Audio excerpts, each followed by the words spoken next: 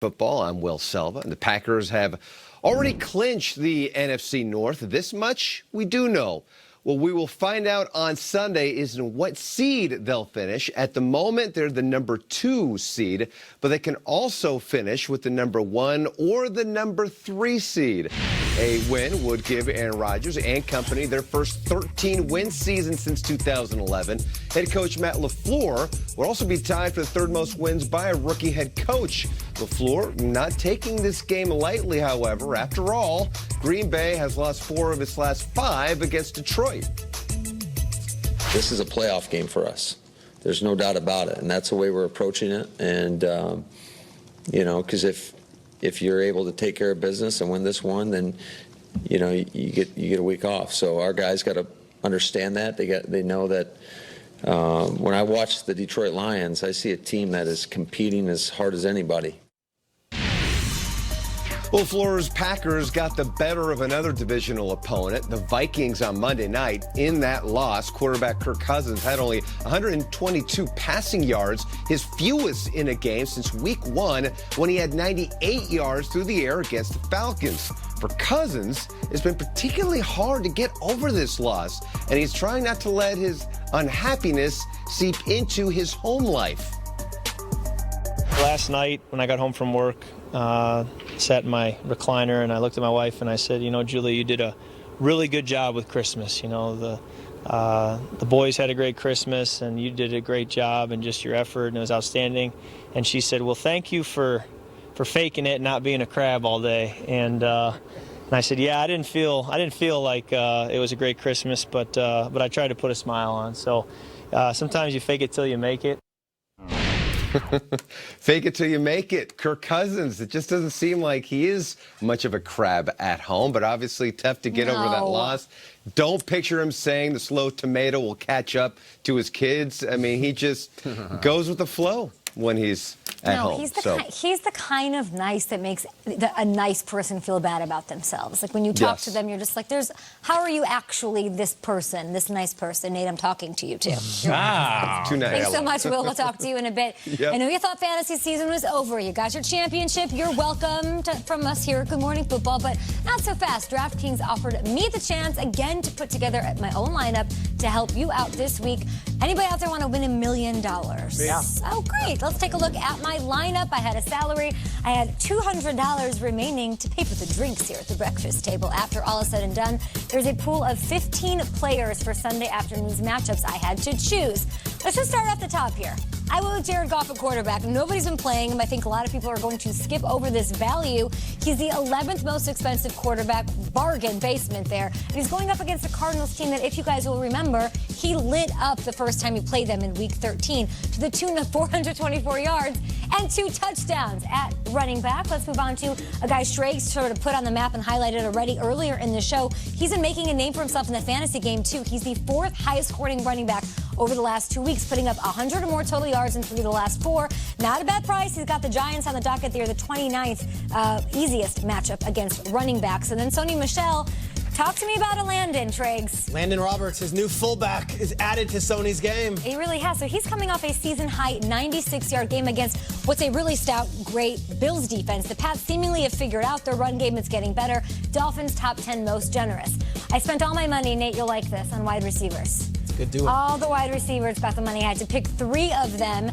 A.J. Brown at Houston. It's the first matchup. In the first matchup against the Texans, he had 113 yards on 8 catches, 13 targets. He's a baller. He's been the 2nd highest scoring wide receiver in PPR leagues over the last 5 weeks with your boy Tanny. So, yeah, Julio Jones, another one at Tampa Bay. Very expensive, but he's been on an absolute tear. 23 catches for 300 yards, 2 touchdowns over the last 2 weeks alone, and the Bucs allow more fantasy points to wide receivers than any team in the league. And then Michael Gallup, he's the guy. Even in the bad defense and even when they're falling apart, this is potentially my breakout star, honestly, for this year. Jane Slater put him on my radar in the offseason, and he's racked up 90 or more yards on double-digit targets in 2 of the last 3. I love the value. $5,400 against the Redskins defense. Love Michael Gallup. Jonnu is pretty amazing. You were talking about him last week, Nate. Look at his neck. Yeah, he's a baller. No wonder they can't tackle, okay? Over the last 3, he's been the 7th highest scoring tight end, ahead of guys that we love, like Darren Waller and Dallas Goedert and Austin Hooper. The Texans give up the 5th most yards to the tight end position, so I liked him at that value. I went with the Titans defense. So many Titans. Yeah, I went with the Titans defense here because I truly believe on DraftKings this week that this is the best value on the board. It's 18th price defense at just $2,800. There's a good chance this game doesn't mean anything, as we've talked about, for the Texans. Bill O'Brien's not going to tip his hand. We've heard that all week. But, I mean, Deshaun's banged up. DeAndre, they're going to be on the bench for at least half of this game. So you got to like what the Titans can do given game script and giving just the ins and outs of the playoff picture. Last but not least, Allen Lazard. I had to find a value at flex. He racked up 9 targets last week. Darius Slay is going to be hanging out with Devontae Adams, so I think that opens things up for our guy Lazard here, that Lions secondary. That's what he looks like. And he happens to be my nephew's favorite player. I got him his jersey. Take a look, guys. Nice. Look at that, the Okay. best. If you see a kid rocking around Orange County, Mission Viejo, rocking an Allen Lazard sick. jersey, go dap him up for me. Okay, all That's a right. tremendous jersey for a kid to wear. I love that. It's kind of like Lazard. Lizard. DraftKings, official daily fantasy partner of the NFL, and this Sunday only, new players can play for free for $1 million in prizes with your first deposit. Download the app, sign up using promo. Children are coming in here, dude. I've come to tell you the prophecies that I've seen ahead for week 17. I see many things in our future. Peter is calling a segment a little later on outside called the Express Train. Kay will be swinging her hair back and forth during the Pigskin Pick'em segment, and Kyle Brandt will be complaining about Christmas presents with his kids. That's right. Chronicles from home from Kyle every week. But without further ado, let's get to my visions for week 17. Why this? All right.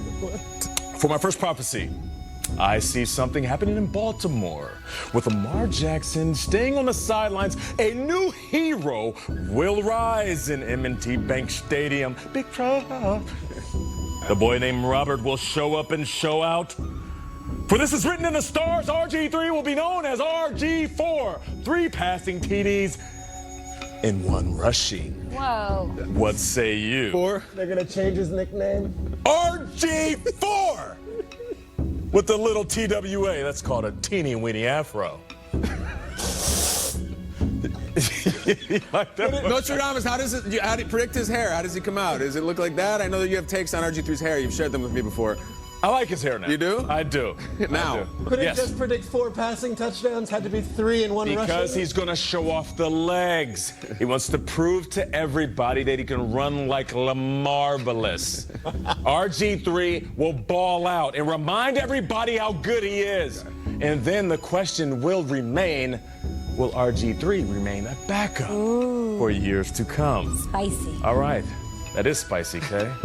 My next prophecy centers around a man whose mantra is known by many. Go Hawks.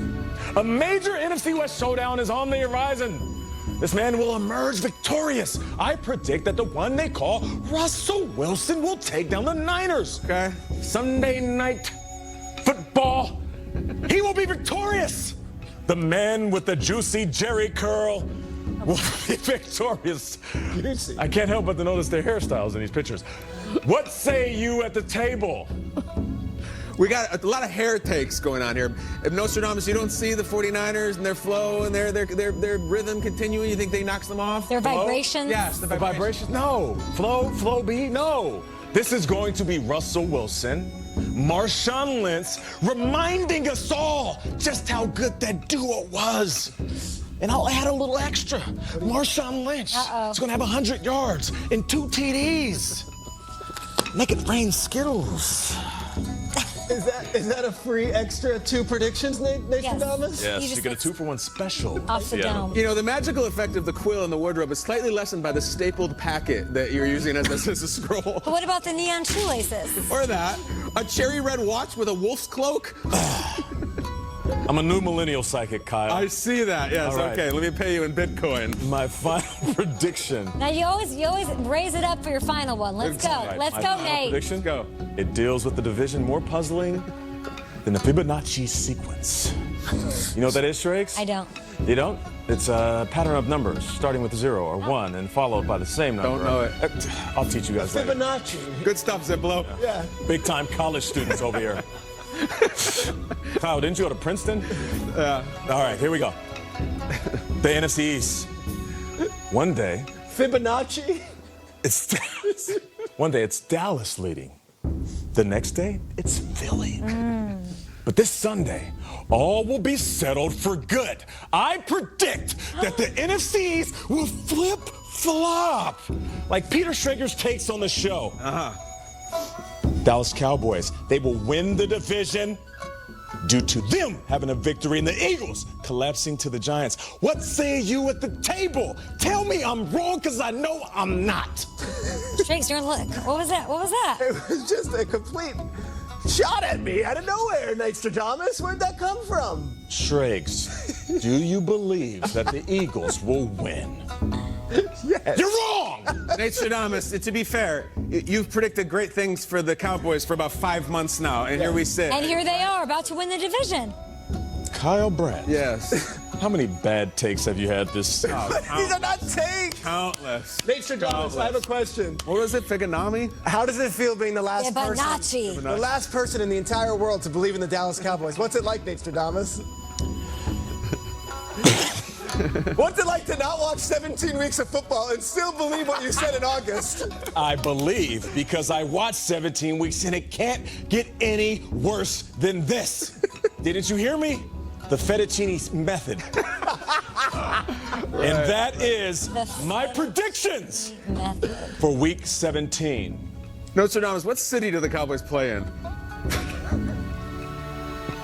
Kyle, Am I going to be escorted out? I paid. where's security at? You're telling me the Giants are going to beat the Eagles. That's what has to happen.